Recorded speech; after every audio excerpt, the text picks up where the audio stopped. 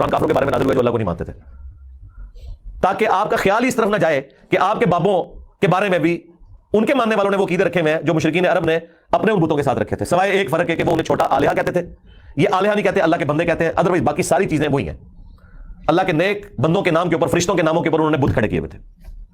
کام آگے یہ وہی کر رہے ہیں، لیکن وہ ایک فرق جو ہے نا وہ اس کو اتنا اجاگر کرتے ہیں کہ نہیں جی وہ تو ان کو چھوٹا معبود مانتے تھے،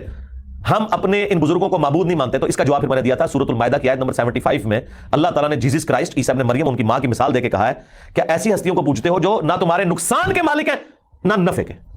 اگر عیسیٰ اور ان کی ماں کسی کے نفع نقصان کے مالک نہیں ہے، اب تو بات پیچھے رہ گئی کہ کرسچن جو ہے وہ معبود سمجھ کے کرتے ہیں اور ہم بزرگوں کو معبود نہیں مانتے، یہ تو بات پیچھے رہ گئی۔ اللہ نے کہا عیسیٰ ان کی ماں تمہارے نفع نقصان کے مالک ہی نہیں ہے، اگلی گل مک گئی، وہ تو پیچھے رہ گئی، وہ پرانی گلاں ہو گیا، پرانے بابے پرانے بہانے تواڈے نسنے دے۔ اگلی گل پڑھو، عیسیٰ اور ان کی ماں تمہارے نفع نقصان کے مالک نہیں ہے۔ اس پہ میں نے کہا تھا کہ اگر عیسیٰ ابن مریم تمہارے نفع نقصان کے مالک نہیں